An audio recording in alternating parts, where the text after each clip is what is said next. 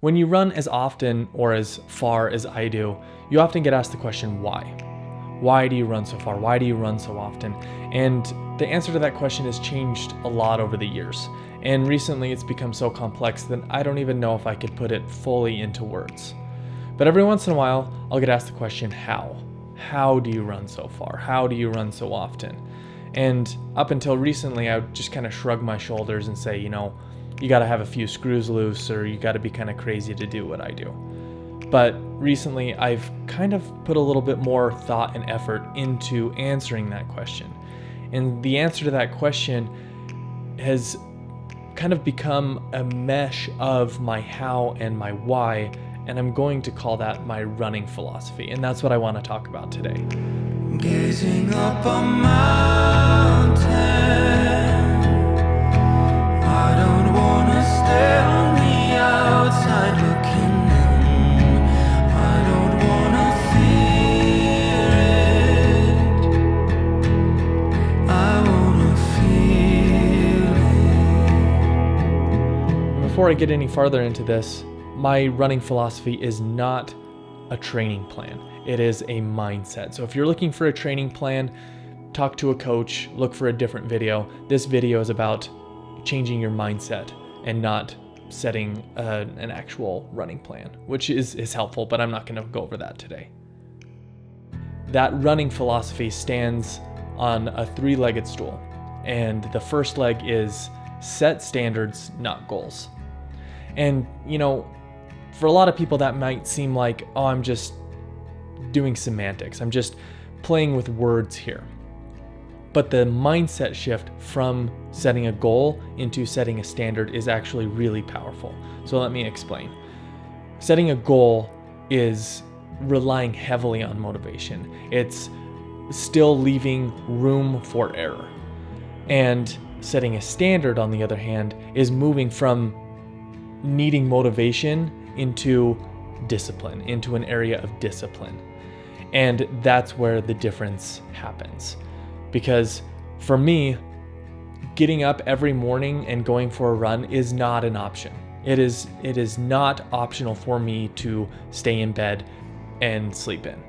Outside of calculated rest days, I've probably missed 1 or 2 days in the last 365 days that weren't calculated rest days because of circumstances that I wasn't able to control. And I'm not saying that to brag. What I am saying is that moving from goal setting into standard setting is actually incredibly powerful, because like I said, you're moving away from needing some sort of motivation, which is generally coming from an external source, into discipline, which is internal, which is for you. And that discipline is what's going to take you to the next level, whether that's running farther or running faster.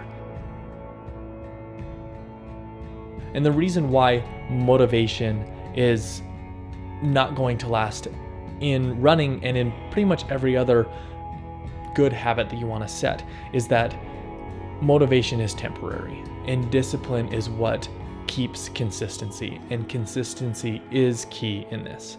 And this idea of standards that takes away the option of not doing something, it can seem very hardcore. It can seem very Goggins-ish, if you know who David Goggins is. And I love David Goggins because he brings a lot of people to running with this extreme discipline. Because to move away from motivation and into discipline, that is going to create lasting change. I think Yoda said it best when he said, "Do or do not, there is no try." However, I do think that mindset will only serve you for a certain amount of time. And for some people, it will serve them for a very long time. But for other people, they'll need something else. And it wouldn't be my running philosophy if I did not move away from the black and white and into the gray, because I live in the gray. And I wish there was one single universal prescription that I could prescribe to someone for exercise, but there's not, because humanity is incredibly diverse, genetically and experientially. And so because of that, we need nuance. So let's explore some nuance. So outside of setting standards and not goals, the next leg of the stool is to listen to your body. listening to your body can be difficult at first, because if you're just getting into running, or if you're starting to improve your running to run farther or faster, it's going to be uncomfortable. And so a lot of people think, oh, if my body's uncomfortable, that means that I should stop or that I should pull back. And that's not necessarily always the case. And so with experience, you will learn to differentiate between this is really hard, but I can push through it, and this is really hard, I'm going to get hurt. If you're just getting into running, I would err on the side of caution, because injuries do happen in running, especially when you're first getting into it. You need to ease into any new exercise, but especially running. And so if you're going to err on one side, especially at the beginning, err on the side of caution. And then as you grow and progress and develop as an athlete, you will learn to differentiate between those two roads, whether that's I need to push harder because I can do this, or if I push any harder, I'm going to get hurt. And like I said, that just comes with experience. And I am a firm believer that if you do listen to your body, most stress-related injuries can be avoided. Now let's move on to the third and final leg of this running philosophy stool that I'm trying to make here. And that would be to move beyond the run. I am a firm believer that you should enjoy running. And don't get me wrong, running is not easy, but I look forward to it. I love it so much. Running is an opportunity for me to escape, to think, to be alone, and it's something that I look forward to. And if you're just getting into running, that can seem impossible, and it definitely looks paradoxical to love something and look forward to something that is so difficult. But I promise, just give it a couple months and you'll start to taste it, and give it a couple years and you will learn to love it. And it just becomes part of your life. But it is not all of your life. And this is what I mean by moving beyond the run. Running is a huge part of my identity.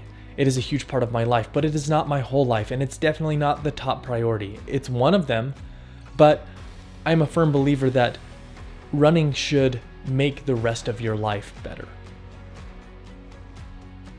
I have a wife, I have kids, I have a full-time job, and I have other hobbies.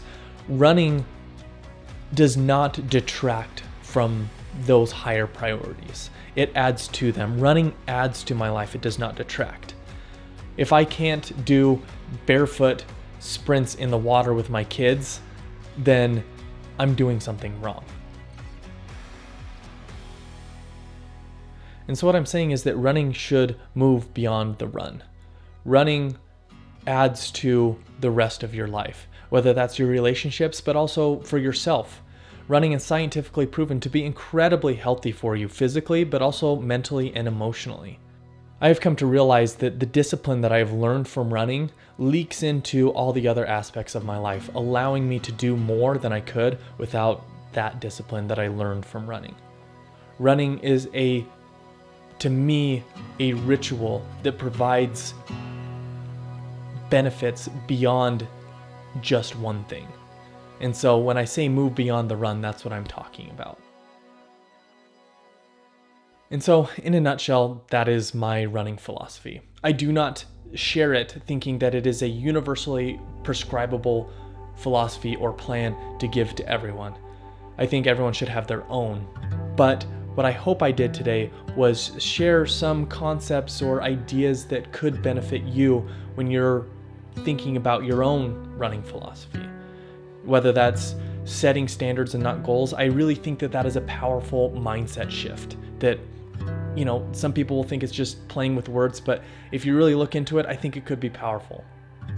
Second, listening to your body. That is incredibly important at the beginning, but it's also important throughout your entire running career. And third, moving beyond the run. If there is a pinnacle to this, if this becomes, instead of a stool, a pyramid with the setting standards, not goals, as the foundation, listening to your body is the middle, and then the pinnacle being moving beyond the run, that's what I'm passionate about. And it's because running, just like I said, it leaks into the rest of my life. It leaks into my relationships. It leaks into my job, into my other hobbies, into who I am as a person. And I really think that it benefits me in a way that keeps me coming back to running because of what it is for me. And I hope I conveyed that passion that I have for running and for becoming a better person, because I think that's what running can do if you give it a chance. So anyways, like I said, this was not gospel. I am not an expert in this. I just happen to run a lot. So if this was helpful or thought-provoking, or you took away something, I'd love to hear your thoughts in the comments. And anyways, if this was interesting, I hope you stick around, subscribe to my channel, and I'll catch you in the next video. Come with me, life worth living, reimagine.